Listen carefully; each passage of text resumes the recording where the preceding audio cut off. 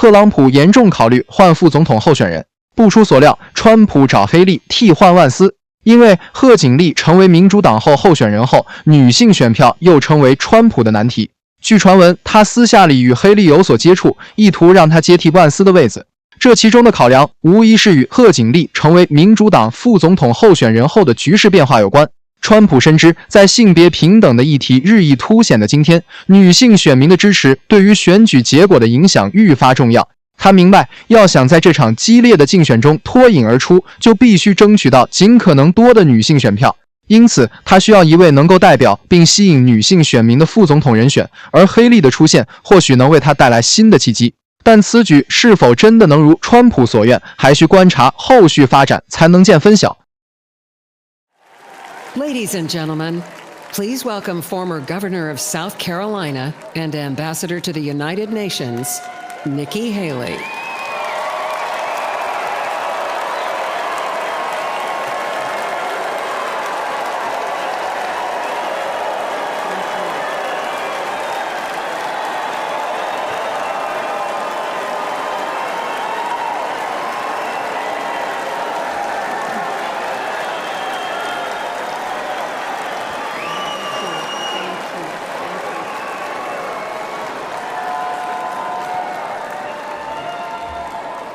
My fellow Republicans,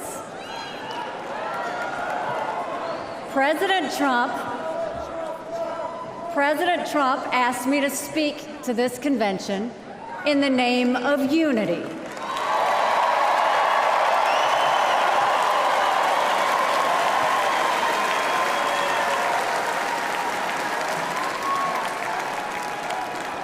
It was a gracious invitation, and I was happy to accept.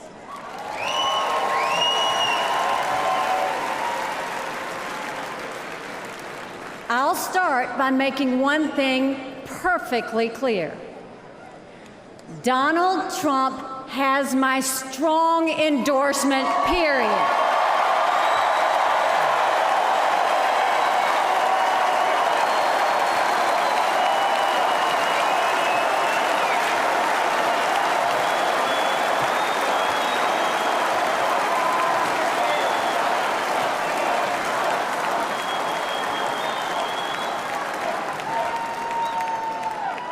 Our country is at a critical moment. We have a choice to make. For more than a year, I said a vote for Joe Biden is a vote for President Kamala Harris. After seeing the debate, everyone knows it's true. If we have 4 more years of Biden or a single day of Harris, our country will be badly worse off. For the sake of our nation, we have to go with Donald Trump.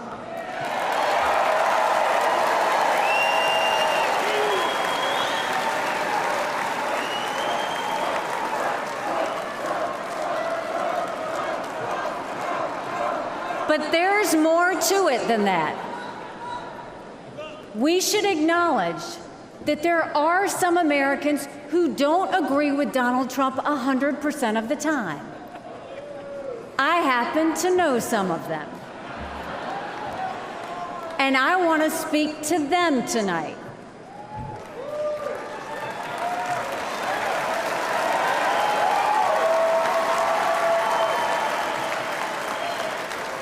My message to them is simple.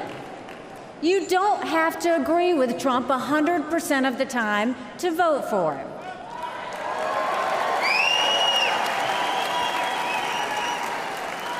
Take it from me, I haven't always agreed with President Trump.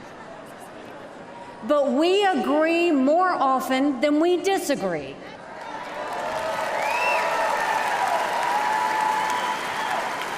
We agree on keeping America strong. We agree on keeping America safe. And we agree that Democrats have moved so far to the left that they're putting our freedoms in danger. I'm here tonight because we have a country to save. And a unified Republican Party is essential for saving her.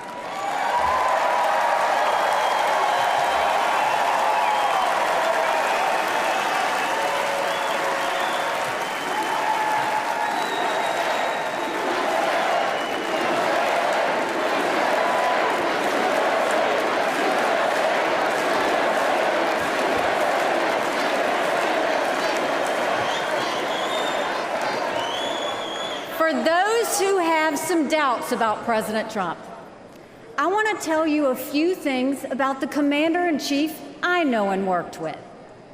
As ambassador to the United Nations, I had a front row seat to his national security policies.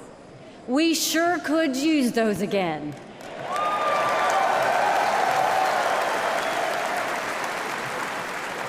Think about it. When Barack Obama was president, Vladimir Putin invaded Crimea. With Joe Biden as president, Putin invaded all of Ukraine.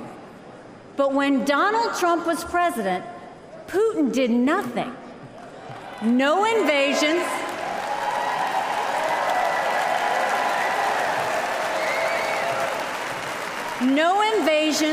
no wars. That was no accident. Putin didn't attack Ukraine because he knew Donald Trump was tough. A strong president doesn't start wars. A strong president prevents wars.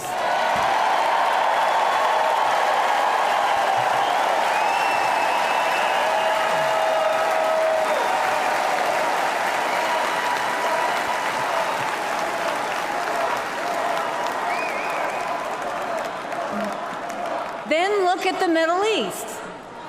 Every problem in that part of the world can be laid at the feet of Iran. The dictators who chant death to America are the bankrollers and weapons suppliers for Hamas and Hezbollah. They're behind the barbaric massacres and the hostage-taking. Once again, compare Trump and Biden. Trump got us out of the insane Iran nuclear deal.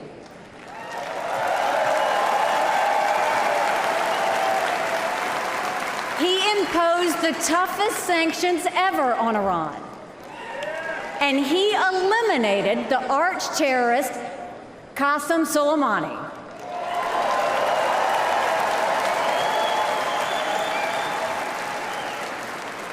Iran was too weak to start any wars. They knew Trump meant business, and they were afraid. And then there's Joe Biden.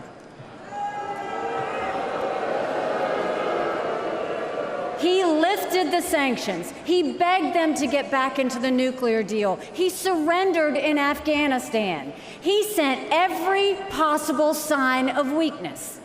Even now, while Hamas is still holding Americans hostage, Biden is pressuring Israel instead of the terrorists.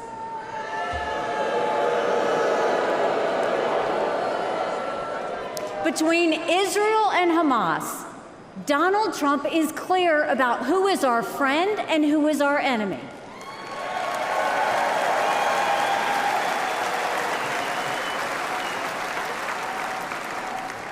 Then look at the border. It's the single biggest threat Americans face. Under Joe Biden, migrants are coming into our country by the thousands every day. We have no idea who they are, where they end up, or what they plan to do. And let me remind you, Kamala had one job, and that was to fix the border. Now imagine her in charge of the entire country.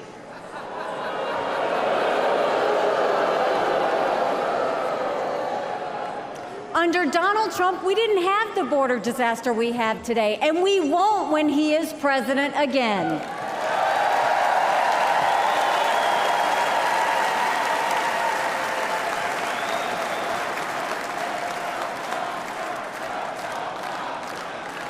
I was proud to serve America in President Trump's cabinet.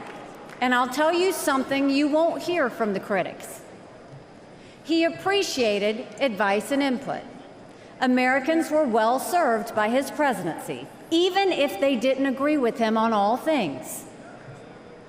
Now, to my fellow Republicans, we must not only be a unified party, we must also expand our party.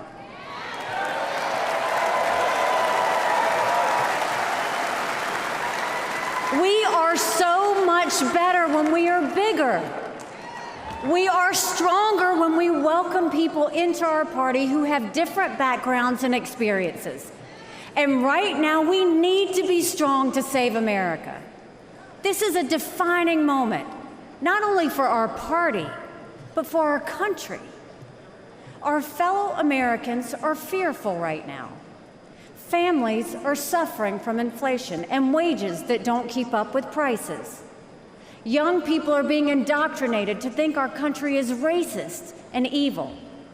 The Jewish community is facing an obscene rise in anti-Semitism. Too many minorities are trapped in communities devastated by crime. Our foreign enemies win when they see Americans hate each other. They see that today, whether it's on college campuses or in a field in Butler, Pennsylvania.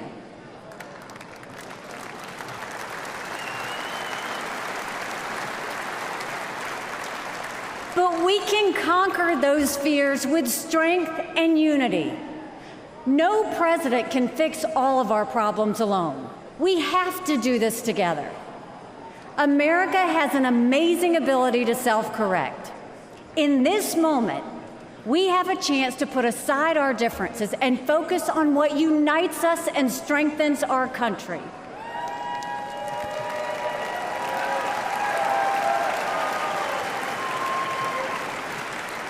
Let us join together as a party.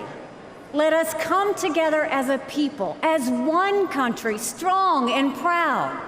Let us show our children and the world that even on our worst day, we are blessed to live in America.